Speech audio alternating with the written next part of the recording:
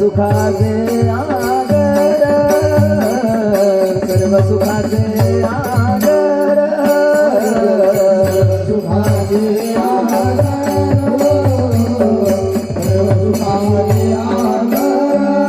आगर सर्व सुखाचे आगर सर्व सुखाचे आगर सुखाचे आगर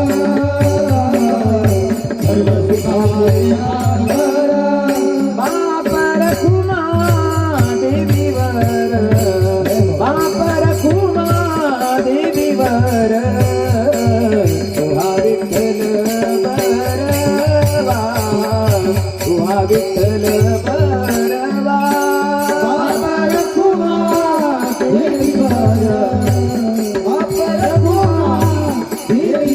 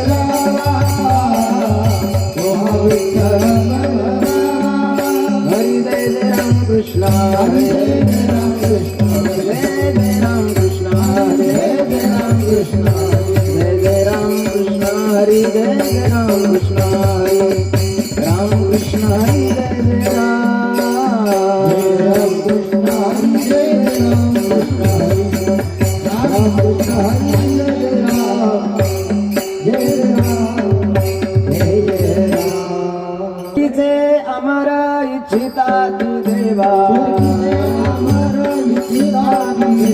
स्वर्गीचे अमर इच्छिता ती देवा मृत्यू लोकी भावा जन्म अम्मा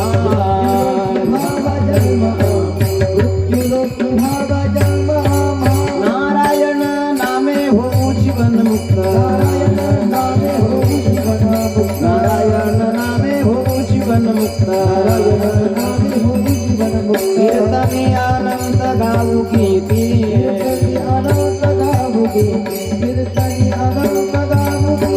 वैकुंठीचे जन सदा इच्छिता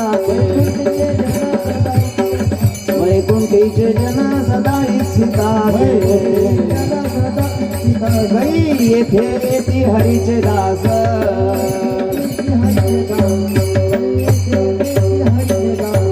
यम धर्म वाट पाहे निरंतर यम धर्म वाट पाहे निरंतर जोडोनिया कर तिष्ठत असे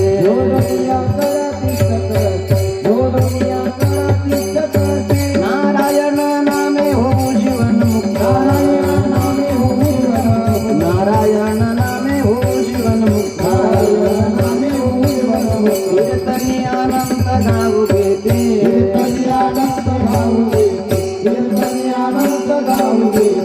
तुका म्हणे पावाया बैल तुका म्हणे पावाया बैल नाम मंत्र सार भाविकासे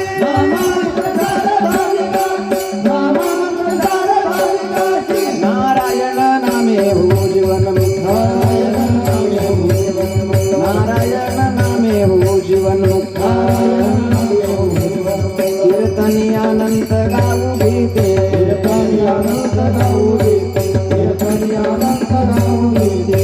भोपार कुमारी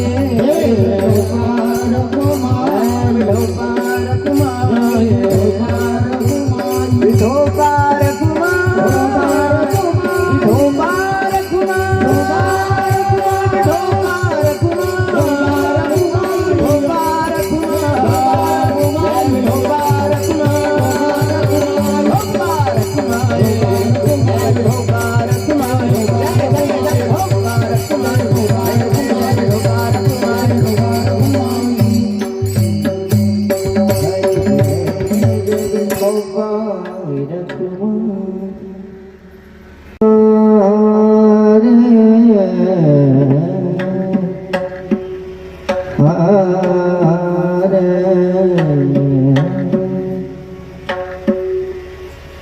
स्वर्गीचे अमर इच्छिता ती देवा स्वर्गीचे अमर इच्छिता ती देवा स्वर्गीचे अमर इच्छिता ती देवा स्वर्गीचे अमर इच्छिता ती देवा स्वर्गीचे अमर इच्छिता ती देवा स्वर्गीचे अमर इच्छिता ती देवा स्वर्गीचे अमर इच्छिता ती देवा स्वर्गीचे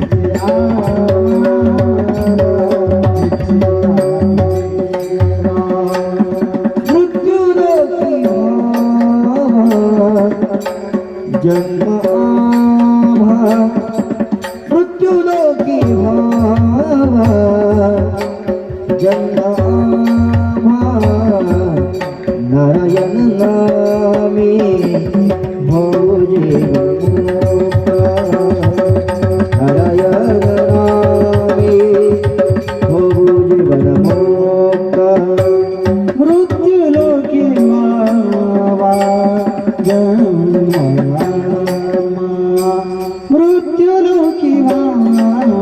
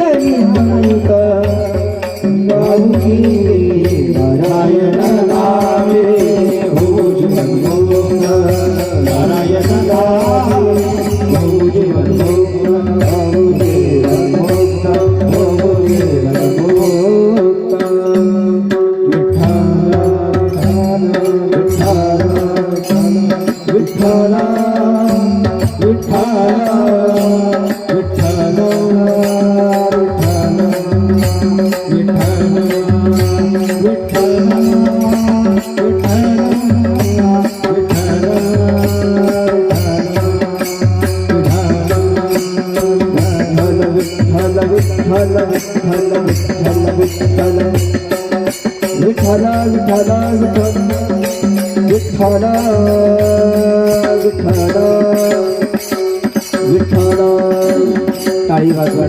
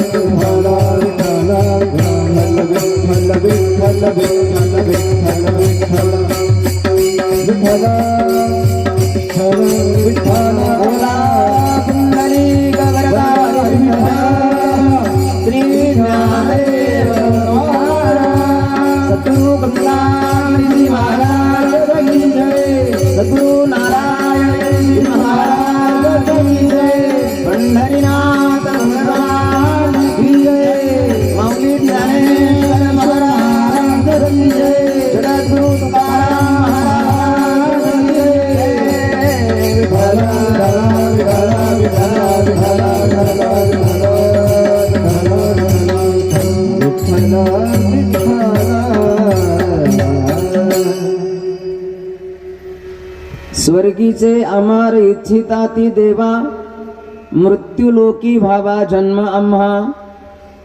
नारायण नामे होऊ जीवन मुक्त, कीर्तनी अनंत गाऊ गीते। वैकुंठीचे जन सदा इच्छिता ती, कै येथे येथे हरीचे दास। नारायण नामे होऊ जीवन मुक्त, कीर्तनी अनंत गाऊ गीते। यम धर्म वाट पाहे निरंतर, जोडोनिया कर तिष्ठ तसे। नारायण नामे होऊ जीवन मुक्त, कीर्तनी अनंत गाऊ गीते। तुका म्हणी पावावया पैल पार, नाम मंत्र सार भाविकासी। नारायण नामे भुवो जीवन मुक्त कीर्तनी अनंत गाऊ गीते विठला विठ्ठल विठ्ठल विठ्ठल विठ्ठल विठ्ठल विठ्ठल विठ्ठल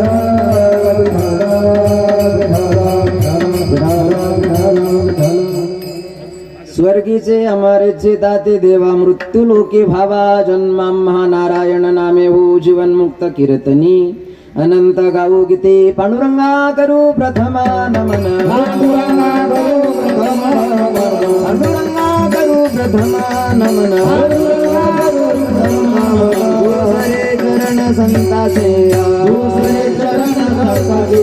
दुसरे चरण संतासे त्यांच्या कृपादाने कथेचा विस्तार कृपादाने कथेचा विस्तार कृपादाने कथेचा विस्तार कृपादाने कथेचा विस्तार बाबाजी सद्गुरु दास तुका बाबाजी सद्गुरु दास तुका बाबाजी सद्गुरु दास तुका समचरण सरोजम सांद्र नीलांबुदाभं जगन निहित पाणी मंडनं मंडनानां तरुण तुलसी माला कंदरम कंजनेत्रम सदय धवलहासं विठ्ठलं चिंतयामि ओम नमो ज्ञानेश्वरा ओम नमो ज्ञानेश्वरा ओम नमो ज्ञानेश्वरा ओम नमो ज्ञानेश्वरा करुणा करा करुणा करा करुणा करा दयाळा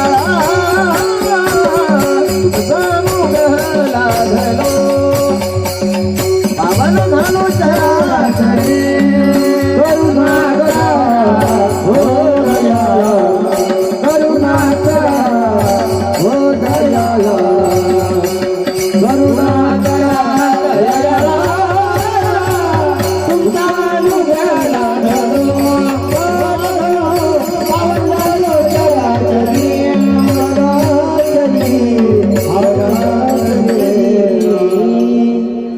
ज्ञानेशो भगवान विष्णु निवृत्तिर भगवान हरः सोपानो भगवान ब्रह्मा मुक्ताख्या ब्रह्मचित्कला गंगा विशुद्धं नितपाद स्पर्शं सरोवेष्टितं चुंबितं पुण्यस्थानं सराले स्थितं तं समाधिस्थमूर्तिं नमामि गंगागिरिजियोगिराजं तपोज्ञान वैराग्य भक्ति स्वरूपं सदालंकृतं साधु संन्यास योगं मुखे यस्य वेदांत शास्त्रार्थ नीतिं नमो नारायण गिरिजि परब्रह्म स्वरूपं गुरुर्ब्रह्मा गुरुर्विष्णु गुरुर्देवो महेश्वरः गुरुः साक्षात् परब्रह्म तस्मै श्री गुरवे नमः जयांचे केले स्मरण होई सकाळ विद्यांचे अधिकरण तेची बंधू श्री चरण श्री गुरूंचे ते नमस्कारोनी आता श्री संताची माथा चरणावरी श्री संताची माथा चरणावरी श्री संताची माथा चरणावरी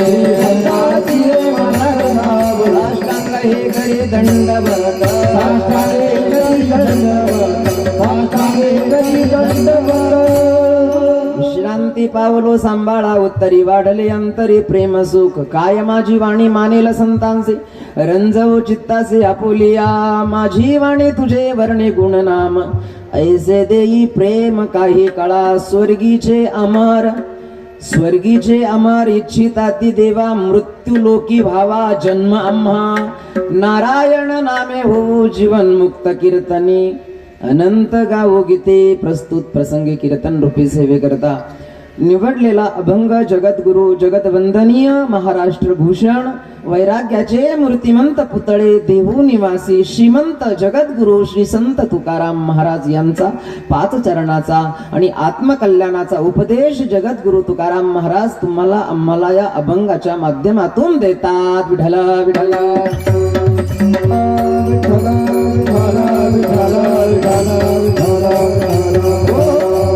अभंग जगद्गुरु तुकाराम महाराजांचा आहे आणि या अभंगामध्ये जगद्गुरु तुकाराम महाराज तुम्ही आम्ही या मृत्यू लोकामध्ये आलेलो आहोत ज्या लोकामध्ये आपलं जीवन आपण व्यतीत करतो या लोकाचंच नाव तसं मृत्यू लोक आहे कारण या मृत्यू लोकामध्ये उपजे ते नाशे नाशले ते पुनरपी दिसे हे घटिका यंत्र जैसे परिभ्रमेगा.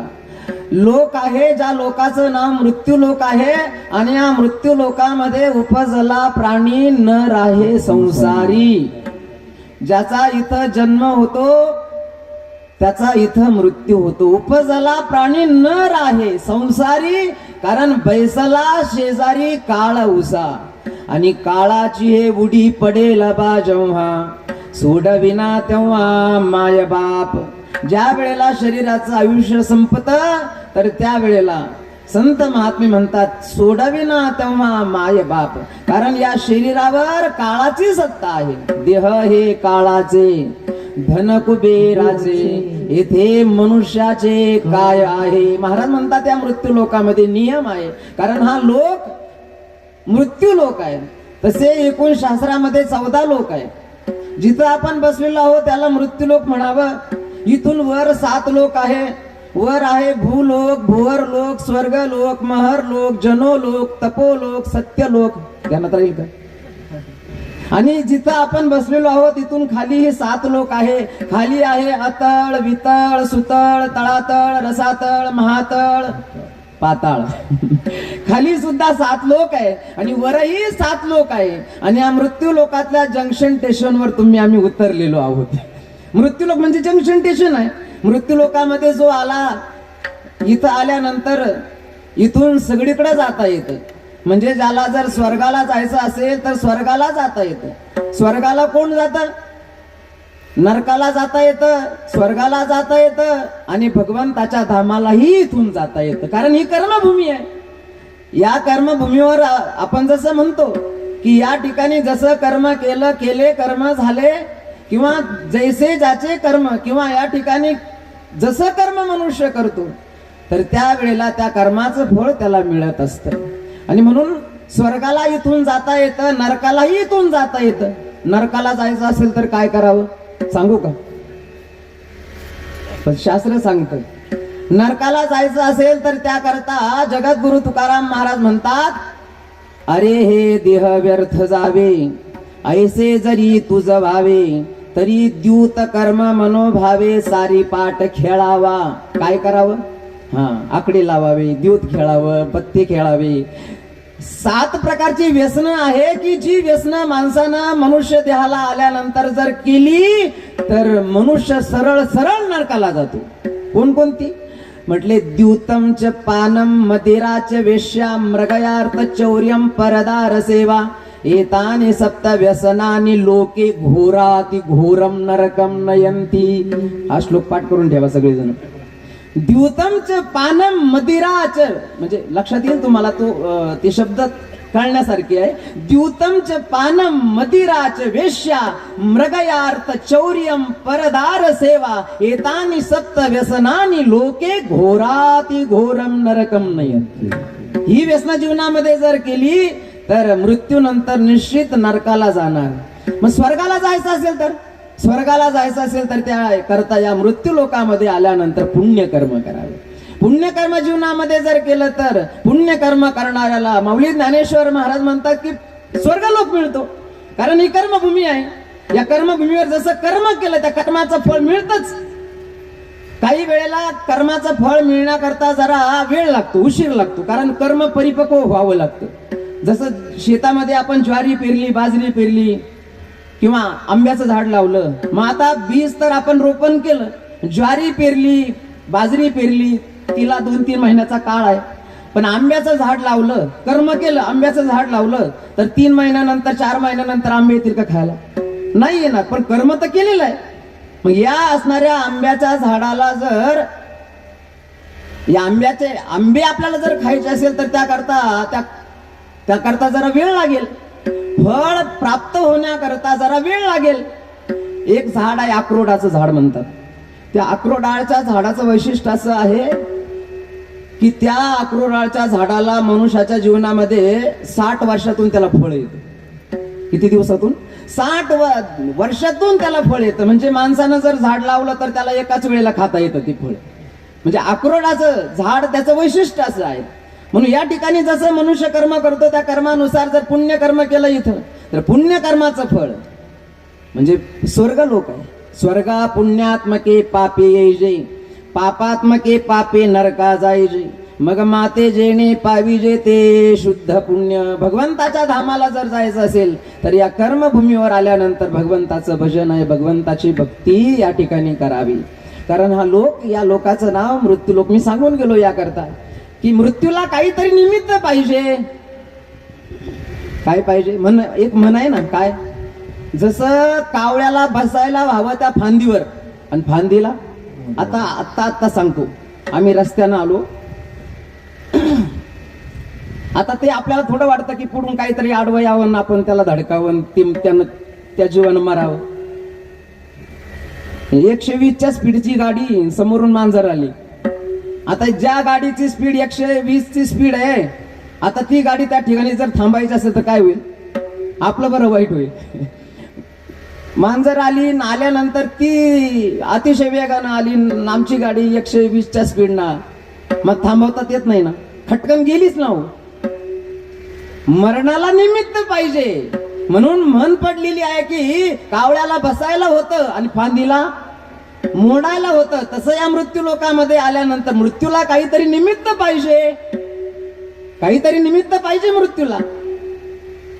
आज आपल्यातून जाऊन ज्यांना 1 वर्ष पूर्ण झालं आणि ज्यांच्या प्रथम पुण्यस्मरणाच्या निमित्तानं, प्रथम वर्ष श्राद्धाच्या निमित्तानं उपस्थित शेळके परिवार, उपस्थित पाहुणे मंडळी, आप्तेष्ट मंडळी, समस्त ग्रामस्थ मंडळी, भजनी मंडळी, महिला मंडळी, सर्वांच्या उपस्थितीमध्ये आपल्यातून जाऊन, अर्थात या इह लोकाची यात्रा, ह्या इह लोकातून जाऊन ज्यांना 1 वर्ष पूर्ण झालं आणि ज्यांच्या प्रथम पुण्यस्मरणाच्या निमित्तानं शेळके परिवारानं या ठिकाणी या कीर्तनाचं केलेलं आयोजन, नियोजन आमचे असणारे कैलासवासी श्री रावसाहेब सखाराम पाटील शेळके, समस्त शेळके परिवार. अशा घटना घडू नये, परंतु त्याला नाविलाज असतो.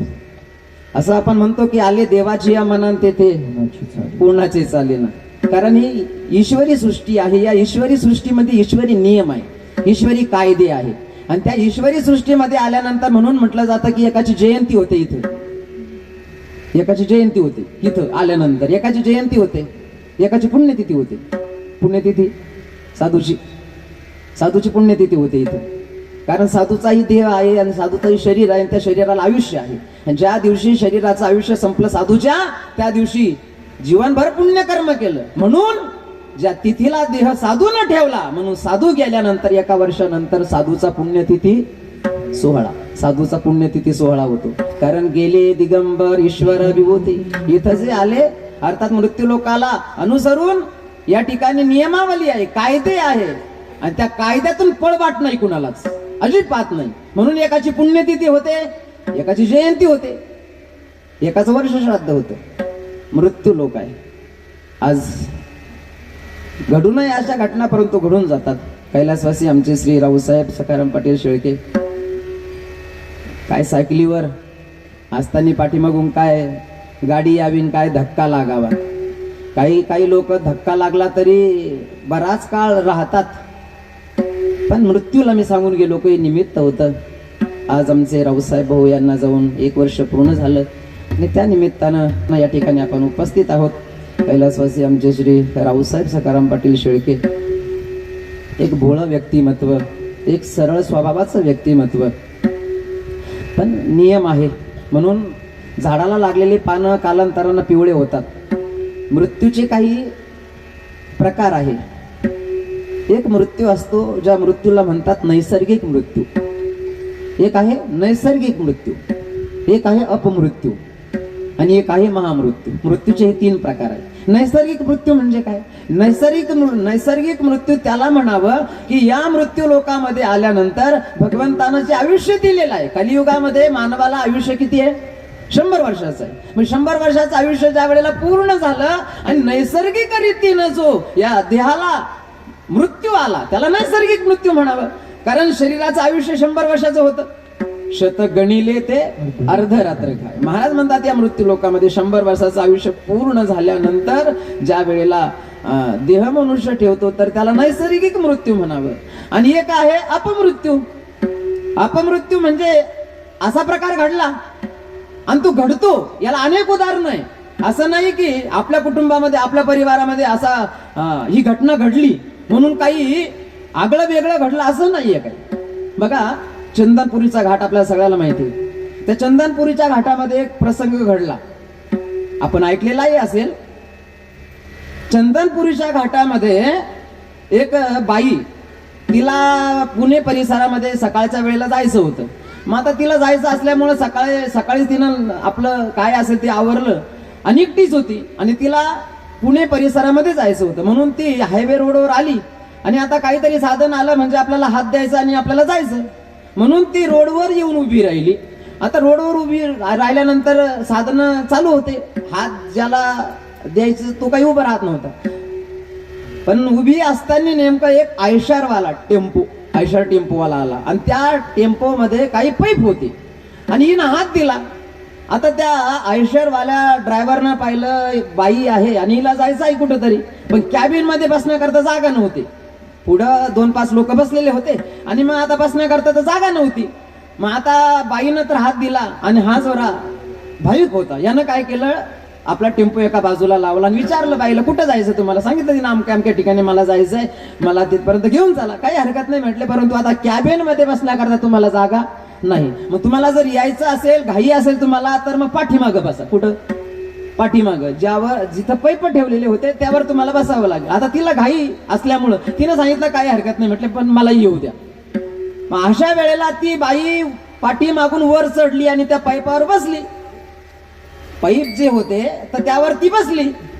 आता बसल्यानंतर टेम्पोवाल्याचं तोंड कुठं आहे? पुढे.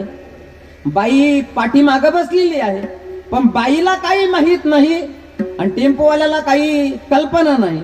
पाईप ज्या वेळेला टाकले, जे पाईप होते टेम्पोमध्ये, ते पाईप ज्या वेळेला ते टेम्पोमध्ये टाकले तर त्या पाईप मध्ये एका विषारी सर्पानं प्रवेश केला होता आणि तो सर्प तसाच त्या टेम्पोमध्ये आला. तो आता ड्रायव्हरला माहित नाही, बाईला माहितच नाही. आता तिला जायची घाई असल्यामुळे ती बसली. थोड्या वेळानं ज्या वेळेला चंदनपुरीच्या घाटातून तो टेम्पो ज्या वेळेला असा थोडासा वर गेला तर त्यामध्ये असणारा जो विषारी अत्यंत भयंकर असणारा काळा सर्प बाहेर निघाला. तो आता त्या बाईला कल्पना नाही आणि ड्रायव्हरला कल्पना नाही, पण सर्प बाहेर निघाला आणि सर्प बाहेर निघाल्यानंतर तो सर्प, आता पाईप हालत होते परंतु तो सर्प वर आला. वर आल्यानंतर त्या बाईचा जो पाय होता त्या बाईच्या पायालाच त्याने वेढा मारला. आता बघा, मृत्यूचा प्रसंग, बाईला कल्पना नाही परंतु बाईच्या पायाला त्यानं लगेच पिळा मारला आणि तिला काहीतरी गार लागलं, पायाला काहीतरी गार लागलं. म्हणून तिनं पाहिलं काहीतरी, कोणता तरी एखादा जीव आहे. कळालं तिला की सर्पच आहे आणि म्हणून तिनं काय केलं, वरूनच, साडीच्या वरूनच काय केलं, नेमकं असं धरल्याबरोबर नेमकं योगायोगानं त्या सर्पाचं तोंडच तिच्या हातामध्ये आलं. नेमकं सर्पाचं तोंड हातामध्ये आलं. मग आता पण घाबरली ना, सर्पाचं तोंड तिच्या हातामध्ये आहे याची कल्पना तिलाही आहे की सर्पाचं तोंड आपल्या हातामध्ये आलं. आता तो दंश करू शकत नाही आपल्याला, जरी आपल्या पायाला पिळा मारला पण आपल्या शरीराला मात्र कुठल्याही प्रकारची इजा होऊ शकत नाही, कारण आता सर्पाचं तोंडच आपल्या हातामध्ये आलं. पण घाबरली ती, मोठमोठ्यानं ओरडायला लागली. आता हा 100चं स्पीड याचं तोंड तिकडं आणि ती मोठमोठ्यानं त्या पाठीमागून टेम्पो मधून मोठमोठ्यानं आक्रोश करते. घाबरली ती. मग आता काय करावं? सर्प तर आता दंश नाही करणार, परंतु आता आपण संकटामध्ये आहोत. मोठमोठ्यानं आरडत असताना पाठीमागून एक मोटरसायकलवाला आला. मला सांगायचं कशा करताय, टाइमपास म्हणून नाही, ही याकरता सांगायचं की ज्याचा मृत्यू जवळ आला त्याला आपला देह ठेवावा लागणार. निमित्त मृत्यूला काहीतरी पाहिजे. एक पाठीमागून एक मोटरसायकलवाला आला आणि मोटरसायकलवाला आला आणि त्यानं पाहिलं, आता तो त्या आयशर टेम्पोच्या पाठीमागं होता, त्यानं पाहिलं ही बाई एकटीच बसलेली मोठमोठ्यानं ओरडते. काय झालेलं बाईला नेमकं? म्हणून बाई काहीतरी संकटामध्ये आहे त्याच्या लक्षात आलं त्या मोटरसायकलवाल्याच्या आणि त्यानं काय केली, जरा मुठ पिळवली आणि मोटरसायकलवाला हा त्या आयशर टेम्पोवाल्याच्या पुढे गेला आणि त्याला हात दिला की बाबा, जी बाई बसलेली आहे ना पाठीमागं त्याच्यावर काहीतरी संकट आलं, थांबव म्हणले, टेम्पो थांबव. आणि मग तो जो मोटरसायकलवाला होता तो पुन्हा मग तशी गाडी वळून पुन्हा पाठीमागून आला. हा तोपर्यंत ड्रायव्हर खाली उतरला, तोपर्यंत बाई जी घाबरलेली होती तिनं वरूनच काय केलं, असं धरलेला जो सर्प होता असा झटकवला आणि झटकवल्याबरोबर जो पाठीमागून मोटरसायकलवाला होता ना त्याच्या गळ्यात जाऊन तो सर्प पडला. आता बघा तुम्ही, घेणं एक ना घेणं दोन. आता त्यानं वाचावी काहीतरी संकटाला विचार म्हणून, आणि तो सर्प झटकल्याबरोबर तो असा पिळा मारला आणि तो लगेच असं उड्डाण केलं त्या सर्पानं असं, आणि तो त्याच्या गळ्यात जाऊन पडला. गळ्यात पडल्याबरोबर आता तो घाबरलेला, सर्पही घाबरलेला आहे. आणि अशा वेळेला त्या सर्पानं त्या मोटरसायकलवाल्याच्या मानेला कडकडून दंश केला आणि काही क्षणामध्ये तडफडून मोटरसायकलवाला खाली मरून पडला. विठ्ठल विठ्ठल विठ्ठल विठ्ठल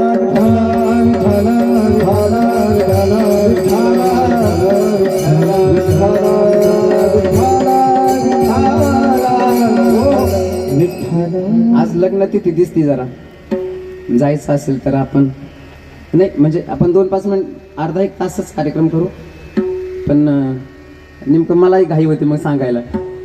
तर हे कशा करता सांगितलं मी, हा विषय या करता सांगितला की मृत्यूला काहीतरी निमित्त पाहिजे. तसं याचा अर्थ असा झाला की मोटरसायकलवाला जो होता त्याचं आयुष्य संपतच आलं होतं आणि मृत्यूला काहीतरी निमित्त पाहिजे होतं, म्हणून या ठिकाणी हा प्रसंग घडला. आपण भागवताची कथा ऐकलेली आहे आणि ते भागवताचं दृश्य तुमच्या डोळ्यातून नाही जाणार. तर भागवतामध्ये एका सम्राटाचं चरित्र आपण 7 दिवस ऐकलं. त्या सम्राटाच्या जीवनामध्ये घडलेला एक महासम्राट आहे ज्याचं नाव परीक्षिती आहे. पण राजा परीक्षितीचा मृत्यू कसा झाला याची कल्पना आपल्याला आहे. मला सांगायचं कशा करता, हे मृत्यूला काहीतरी निमित्त पाहिजे ना. मग राजा परीक्षिती होता, त्याला आजपर्यंत कधीच शिकार करण्याची बुद्धी झाली कधीच झाली नाही, कारण तो ब्राह्मण भक्त होता, साधू संतांचा सन्मान करणारा होता, गायींचा सांभाळ करणारा होता, गायींचं रक्षण करणारा होता, ब्राह्मण भक्त होता. आणि शिकार करणं हे त्याच्या कधीच मनात येत नव्हतं. पण एक दिवस काय झालं नेमकं, पांडवांनी स्वतःच्या स्वकर्तृत्वावर कमवलेलं धन म्हणजे जरासंधाचा मुकुट, काय तो जरासंधाचा मुकुट एका खोलीमध्ये आणि एका पेटीमध्ये ठेवलेला होता. आणि पांडवांचं ज्या वेळेला महाप्रयाण झालं आणि त्यानंतर परीक्षितीने काय केलं, सगळ्या पेट्या उघडायला सुरुवात केल्या. सगळ्या पेट्या उघडायला सुरुवात केल्या तर ती पेटी होती ज्या पेटीमध्ये जरासंधानं डोक्यामध्ये घातलेला मुकुट भीमानं आणला होता. कारण जरासंधाचं आणि भीमाचं ज्या वेळेला युद्ध झालं तर त्यावेळेला भगवंतानं सांगितलं होतं काय, हे बेईमानीचं धन आहे म्हटले, हे अनितीनं कमावलेलं या जरासंधानं धन आहे, तू जरी याला मारलं तरी हे धन म्हणजे हा मुकुट घेऊ नको. पण भीमानं सांगितलं नाही, कारण भीमाला अभिमान झाला होता. कारण भीमानं सांगितलं देवाला की मी जरासंधाला मारलं म्हटले, जो कुणाकुणाच मारला गेला नाही त्याला मी मारलं आणि म्हणून या मुकुटावर माझा अधिकार आहे. सुंदर मुकुट होता आणि तो भीमानं आणलाच. मग घरी मग आणलाच तर मग आता देवानं सांगितलं होतं ना, देवानं सांगितलं ते जो ऐकत नाही त्याच्या घरामध्ये काहीतरी अनर्थ झाल्याशिवाय मग राहत नाही. आता देवानं सांगितलं घेऊ नको, पण कालांतरानं तो प्रकार पांडवांचं महाप्रयाण झालं. तो पांडवांनी आणलेला जरासंधाचा मुकुट त्या पेटीमध्ये ठेवलेला होता, तीच पेटी उघडवली परीक्षितीनं. आणि तो सुंदर असणारा मुकुट पाहिल्याबरोबर हा मुकुट आपण डोक्यामध्ये घालावा. आता ते अनितीचंच धन होतं. मुकुट हातामध्ये घेतला, स्पर्श झाल्याबरोबर तर बुद्धीच बिघडली, परंतु घेतलेला मुकुट डोक्यावरही धारण केला आणि बेईमानीचं धन अनितीचं धन डोक्यावर येऊन बसलं. बुद्धी भ्रष्ट झाली आणि आजपर्यंत कधी शिकार केली नाही ज्यानं, त्याला आज शिकार करण्याची बुद्धी झाली. घोड्यावर बसला राजा परीक्षिती आणि जंगलात निघून गेला शिकार करण्याकरता. बघा, तरुण होता राजा परीक्षिती, म्हातारा झालेला नाहीये, म्हातारपण आलेला नाहीये, परंतु ज्या वेळेला मृत्यू जवळ येतो असं म्हणतात तर त्यावेळेला या गोष्टी घडून येतात. राजा परीक्षिती जंगलामध्ये निघून गेला, भटकला आणि दिवसाचे 12 वाजले, पोटाचे 12 वाजले. परीक्षितीच्या कुठेतरी मला खाण्याकरता काहीतरी मिळेल या आशेनं जंगलामध्ये भटकत असताना एक आश्रम दिसला आणि आश्रमामध्ये जंगलामध्ये असणारा आश्रम, सुंदर असणारं ते वातावरण, तो आश्रम आणि त्या आश्रमामध्ये एक साधू बसलेला दिसला. डोळे बंद होते साधूचे. चिंता शून्यम दैन्य भैक्षम शनं पानम सरिद्वारिषु स्वातंत्र्येण निरंकुशा स्थितिर्भिर्निद्रा स्मशाने वने वस्त्रं क्षालन शोषणादिरहितं दिग्वासु शय्यामहि संचारो निगमान्तविधिषु विदां क्रीडापरे ब्रह्मणि जंगल में जोगी बसता है कभी हंसता है कभी रोता है जंगल में जोगी बसता है कभी हंसता है कभी रोता है जंगल में जोगी बसता है कभी हंसता है कभी रोता है जंगल में जोगी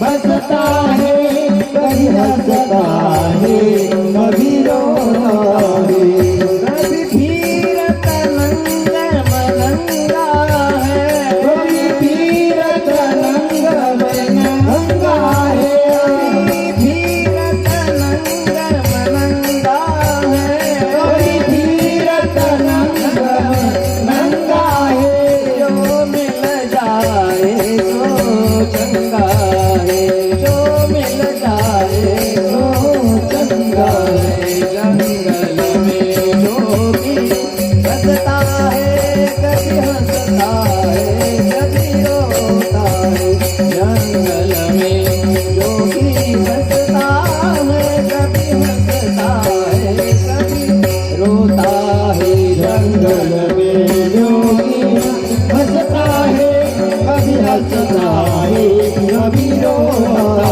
है जंगल में जोगी बसता है कभी हंसता है कभी रोता है हरे राम हरे राम राम राम हरे हरे हरे राम हरे राम राम राम हरे हरे हरे कृष्णा कृष्ण कृष्ण हरे हरे हरे कृष्ण कृष्ण कृष्ण हरे हरे हरे राम राम राम हरे हरे हरे राम राम राम हरे हरे हरे कृष्ण कृष्ण कृष्ण हरे हरे हरे कृष्ण कृष्ण कृष्ण हरे हरे हरे राम राम राम हरे हरे हरे राम राम राम हरे हरे हरे कृष्ण कृष्ण कृष्ण हरे हरे हरे कृष्ण कृष्ण हरे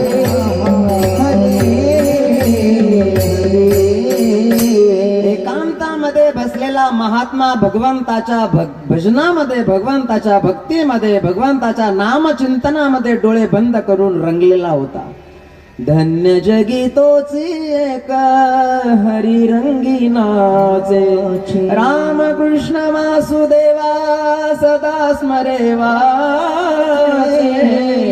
एकांतामध्ये भगवंताच्या भजनामध्ये रंगलेला महात्मा माहीतच नाही की आपल्या आश्रमाच्या द्वारावर कुणीतरी सम्राट आला आणि राजाला असं वाटलं साधूचा आश्रम दिसतो, मला भूक लागली, मला तहान लागली, इथं मला 2 घास काहीतरी मिळेल या आशेनं आला. पण साधूनं डोळे बंद केलेले होते, भगवंताच्या भजनामध्ये रंगलेला होता. आवाज दिला परीक्षितीनं, परंतु प्रत्युत्तर मिळालं नाही. म्हणून राजा परीक्षितीला राग आला आणि रागाच्या आवेशामध्ये ह्या सम्राटानं एक कर्म केलं, एक वाईट कर्म या सम्राटाकडून घडलं की जे कर्म एवढं महाग पडलं राजा परीक्षितीला. पाहिलं त्यानं, मी सम्राट आहे, राजा आहे मी, आणि राग आला आणि त्यानं काय केलं, आश्रमाच्या द्वारावर एक जिवंत सर्प मारला म्हणा किंवा मेलेला सर्प बाणाच्या टोकावर उचलवला आणि कुणाच्या गळ्यात घातला, हा साधूच्या गळ्यामध्ये मेलेले सर्प नसते घालत, काय घालतात, फुलाचे हार घालत असतात ना.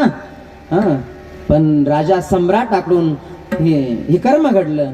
साधू बसलेले होते आणि मेलेला सर्प साधूच्या गळ्यामध्ये अडकवला, निघून गेला तो.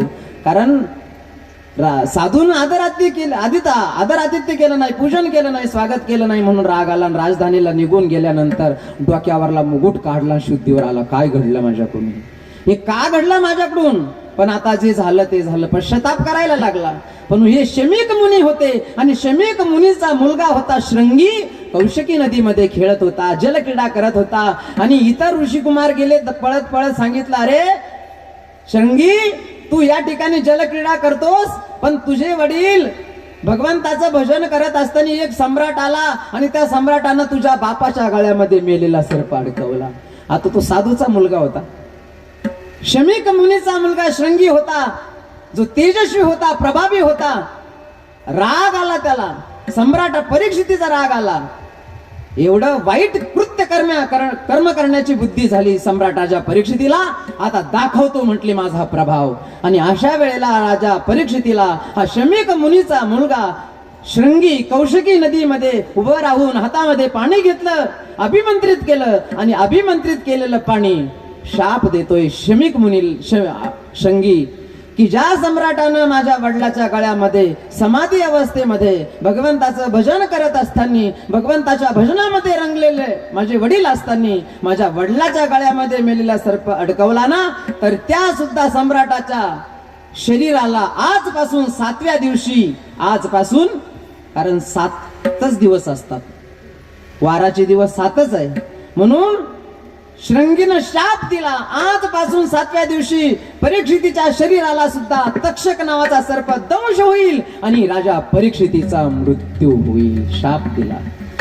शाप वार्ता ज्या वेळेला परीक्षितीनं ऐकली, ऐकल्यानंतर आता मृत्यूचं भय आहे ना, मरण आवडतं कुणाला, मृत्यू मर हा शब्द सहन होत नाही माणसाला. मर बघा तुम्ही, आपला जर धक्का लागला एखाद्याला आणि तो जर आपल्याला म्हणला तू तिकडं मर, माऊली ज्ञानेश्वर महाराज म्हणतात, आगा मरहा बोलून साथी आणि मिलिया तरी रडती.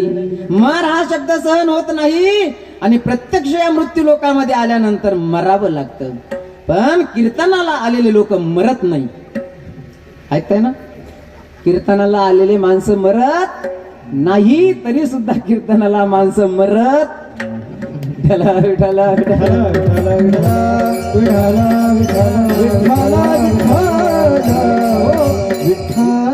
मरत नाही बरं कीर्तनाला आलेली माणसं. याच्यावर बोलायला पाहिजे मी. कीर्तनाला आलेली माणसं का मरत नाही, तर यात त्याचं एक महत्वाचं कारण असं आहे की कीर्तनाला आल्यानंतर कीर्तन हे 2 तासाचं असतं, है की नाही. माझा मुद्दा हा आहे की कीर्तनाला आलेले माणसं का मरत नाही. प्रमाण तर बरेच आहे की आजा मेला, पणजा मेला, बाप म्हसना गेला, अशी बरीच प्रमाण आहे. आणि तुम्ही बोलून गेले की कीर्तनाला आलेले माणसं मरत नाही. याचं उत्तर नेमकं काय, तर याचं उत्तर असं आहे की कीर्तन हे 2 तासाचं असतं आणि 2 तासाच्या कीर्तनामध्ये कीर्तनकाराला 2 गोष्टी समजून सांगायच्या असतात समोरच्यांना. म्हटले त्या 2 गोष्टी ज्याच्या जीवनामध्ये उतरल्या, ज्यानं त्या 2 गोष्टी ऐकल्या आणि त्या 2 गोष्टीचा ज्यानं विचार केला, तो कीर्तनाला आलेला माणूस मरत नाही. पण त्या 2 गोष्टी अशा आहे की 2 तासाच्या कीर्तनामध्ये 2 बात नसो याद रख म्हणजे ध्यानात ठेवायच्या. आणि त्या एवढ्या ध्यानात ठेवायच्या, 2 बात नसो याद रख जो चाहे सो कल्याण, नारायण इत मौत को दूजो श्री भगवान. या नरदेहाला आल्यानंतर एकतर देवाला विसरायचं नाही आणि दुसरी महत्वाची गोष्ट म्हणजे मृत्यूला विसरायचं नाही. कारण शरीराचा जन्म झालेला आहे आणि शरीराचा जन्म झालेला असल्यामुळं हे शरीर नाशिवंत देह, या शरीराचा मृत्यू होणार आहे याचं ज्ञान कीर्तनाला आल्यानंतर होतं, म्हणून कीर्तनाला आलेली माणसं मरत नाही. सांगत होतो मी की जसं राजा परीक्षितीला कळालं की माझा मृत्यू 7व्या दिवशी निश्चित झालेला आहे, मग मी काय केलं पाहिजे. शेवटचा दिवस माझा गोड झाला पाहिजे. काय केलं पाहिजे? मुलांच्या स्वाधीन राज्यात सोपवलं, स्वतःच आत्मकल्याण करण्याकरता गंगेच्या तीरावर गेला. एक साधू होते शुकाचार्य, शुकाचार्यांच्या समोर जाऊन बसला. शुकाचार्यांना सांगितलं, काय मी उद्धार पावीन, काय कृपा करील नारायण, ऐसे तुम्ही सांगा, संतजन करा समाधान चित्त माझे. आणि या प्रश्नाच्या उत्तरामध्ये शुकाचार्यांनी 18,000 श्लोकांचं भागवत ऐकवलं राजा परीक्षितीला. परीक्षितीला भागवत भगवंताची कथा ऐकवली आणि त्या कथा श्रवणानं श्रवणे परीक्षिती तरला भूपती, 7 दिवसा मुक्ती झाली तया. पण मला सांगायचा मुद्दा हा होता की या ठिकाणी या मृत्यू लोकामध्ये आल्यानंतर मृत्यूला निमित्त पाहिजे. राजा परीक्षितीचं वय झालेलं नव्हतं, राजा परीक्षिती काही म्हातारा झालेला होता असं नाही, परंतु ऐन तरुण अवस्थेमध्ये भगवंताची कथा ऐकली त्यामुळं शेवटचा दिवस गोड झाला, बरोबर झालं. पण 7व्या दिवशी मात्र तक्षक नावाच्या सर्पानं सर्पदंश केला. राजा परीक्षितीचं शरीर काही क्षणामध्ये जळून भस्म झालं. विठ्ठल विठ्ठल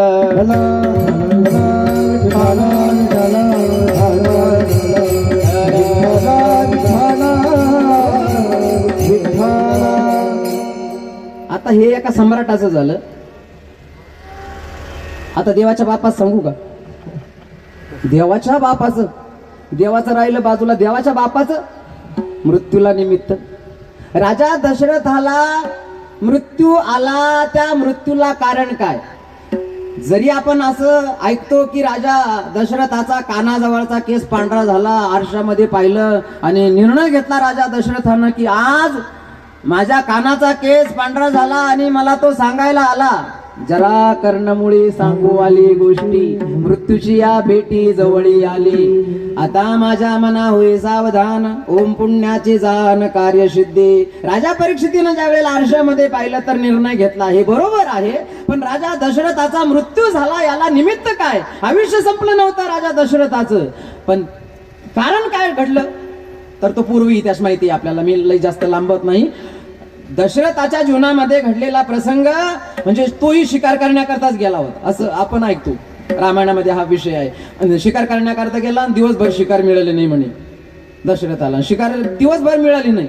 आणि म्हणून रात्रीच्या वेळेला एका सरोवराच्या तीरावर एका झाडावर बसला आणि रात्री एखादा प्राणी या ठिकाणी पाणी पिण्याकरता येईल, आपण त्याची शिकार करूया. आणि म्हणून त्या झुडपावर बसला आणि रात्रीच्या वेळेला कोण आला तिथं श्रावण बाळ, अर्थात आई वडिलांना काशीला घेऊन निघालेला, कावड खांद्यावर. पण संध्याकाळ झाली, आई वडिलांनी सांगितलं, बाळ अरे आम्हाला तहान लागली म्हटल्यानंतर तरुच्या झाडाखाली त्यानं ती कावड माता पित्यांची ठेवली आणि हातामध्ये झारी घेतली आणि गेला. तो कुठंतरी पाणी भेटेल या आशेनं गेला आणि त्यानं पाहिलं एक सरोवर होतं, सरोवरामध्ये पाणी होतं. आनंद झाला त्याला, माझे माता पिता पाणी पिऊन तृप्त होतील. आणि म्हणून हातामध्ये असणारी झारी त्यानं पाण्यामध्ये बुडवली आणि ज्या सरोवरामध्ये त्यानं झारी बुडवली त्याच सरोवराच्या तीरावर त्या झुडपावर राजा दशरथ रात्रीच्या वेळेला बसलेला आहे. बुडबुड बुडबुड बुडबुड बुड आवाज झाला. झारीच्या द्वारातून आत पाणी येत असताना बुडबुड बुडबुड आवाज झाला आणि शब्द आवाज कानावर आला राजा दशरथाच्या. आणि त्याच दिशेनं धनुष्याला लावलेला बाण सोडलेला बाण जसा गेला तो श्रावणाच्या छातीचं भेदन करून आर पार गेला. आई ग म्हणून हाक मारली, पण बाण तर आर पार गेलेला बाण तर आता पाठीमागे नाही घेऊ शकत. आवाज कुणीतरी व्यक्तीचा, माणसाचा आला. खाली उतरला राजा दशरथ, जवळ जाऊन पाहतो तर श्रावण पडलेला होता. कोण आहे? सांगितलं श्रावण. इथं कसा? म्हटले आई वडिलांना काशीला घेऊन निघालो कावड खांद्यावर. आई वडिलांना तहान लागली म्हणून या ठिकाणी पाणी नेण्याकरता आलो, पण शर आला तो धावून आला काळ, विवळला श्रावण बाळ. हे आई ग म्हणून हाक मारली. पण श्रावणानं पाहिलं आता आपण नाही जिवंत राहू शकत, नाही जगू शकत. कोण आहात तुम्ही? सांगितलं मी अयोध्येचा राजा दशरथ आहे. आता घडलेला जो काही प्रसंग तो घडून गेला. आता एक काम करा, माझा तर इथं मृत्यू होतोय म्हणणे, माझा मृत्यू होतो. आता माझे आई वडील तहानलेले आहे, जा त्यांना पाणी घेऊन जा. आणि जोपर्यंत ते पाणी नाही पिणार तोपर्यंत तुमचं नाव त्यांना नका सांगू, नाहीतर ते पाणीही नाही पिणार. असं म्हणून श्रावणानं आपला देह ठेवला. इथं श्रावण सुद्धा तरुण आहे, परंतु इथं मृत्यूचा जो प्रसंग श्रावणावर सुद्धा आला. आयुष्य एवढंच होतं. आयुष्य संपलं श्रावणानं आपला देह ठेवला आणि राजा दशरथानं मग हातामध्ये झारी घेतली गेला. तो जिथं बसलेले होते वाट पाहत होते, चाहूल लागली येण्याची. आलास का बाळ श्रावणा, आलास का बाळ श्रावणा म्हणत असताना आता एक नाही ना दोन नाही, कारण राजा दशरथ बोलू शकत नाही. आणि ज्या वेळेला जवळ आला, माता पित्याने सांगितलं आलास का बाळ श्रावणा, आलास का, बोलत नव्हते. राजा दशरथ बोलत नव्हते आणि बळजबरीनं पाणी पाजायला लागले आई वडिलांनी सांगितलं काय झालं तुला नेमकं, पाणी तर घेऊन आला आणि पाणी आम्हाला तू पाजतो पण तू बोलत नाही, तुला न बोलायला काय झालं, आणि तू जर बोलत नसला तर तुझ्या हातचं आम्हाला पाणी प्यायचं नाही, तुझ्या हातचं पाणी नको आम्हाला, का बोलत नाही तू, आमच्यामुळे काही दुःख झालं का तुला, बोलायला लागले. पण एक नाही ना दोन नाही, अशा वेळेला कोण आहे म्हटले तू, आम्हाला बळजबरीनं पाणी पाजतो. बोलावं लागलं, राजा दशरथाला बोलावं लागलं. सांगितलं मी तुमचा बाळ नाही, मी श्रावण नाही, माझ्या हातून तुमच्या मुलाचा घात झाला, माझ्या हातून तुमचा मुलगा मारल्या गेला, मी सोडलेला बाण श्रावणाच्या छातीमधून आरपार गेला आणि श्रावणाचा मृत्यू झाला. श्रावणाचा मृत्यू झाला हे शब्द ऐकल्याबरोबर माता पित्यांचा राग अनावर झाला. तळ पायाच्या मस्तकाला गेली, म्हातारपणाची काठी हिरावून घेतली. राजा दशरथ तू जा, आम्ही तुला शाप देतो. कोण आहे तू, सांगितलं मी अयोध्येचा राजा दशरथ आहे. अयोध्येचा राजा दशरथ जरी असला आम्ही शाप देतो तुला की तुला भविष्यामध्ये 4 मुलं होतील. म्हणजे नव्हते, राजा दशरथाला मुलं नव्हती यापूर्वी. इथं शाप तसा चांगलाही घडला. श्रावणाच्या माता पित्यांनी शाप दिला, राजा तुला 4 मुलं होतील, परंतु तुझ्या जीवनामध्ये ज्या वेळेला मृत्यूचा प्रसंग येईल ना तर एकही मुलगा तुझ्या जवळ राहणार. 4 पुत्र राया दशरथा, परंतु मृत्यूच्या वेळेला मात्र, कारण 2 मुलं भरत आणि शत्रुघ्न जे आहे ते मामाच्या गावी कैकई देशाला निघून गेलेले आहे. आणि कैकईने सांगितलं माझ्या मुलांच्या गैरहजेरीमध्ये दशरथाला सांगितलं की तुम्ही काय षडयंत्र रचलेले, म्हटले माझी मुलं भरत इथं नाही आणि माझ्या मुलाच्या गैरहजेरीमध्ये तुम्ही रामाला राजसिंहासनावर बसवणार. काही मंथरीनं भडकवलं होतं आणि कैकईनं मग काळे कपडे परिधान केले आणि कोप भवनामध्ये जाऊन बसली. तिथं राजा समजावण्याकरता तिला राजा दशरथ गेला. तिनं सांगितलं माझ्या बरोबर अजिबात बोलायचं नाही. काय झालं, नाही बोलायचं म्हटले. सगळा प्रसंग सांगितला आणि मंथरीनं सांगितलं होतं 2 वर मागायचे.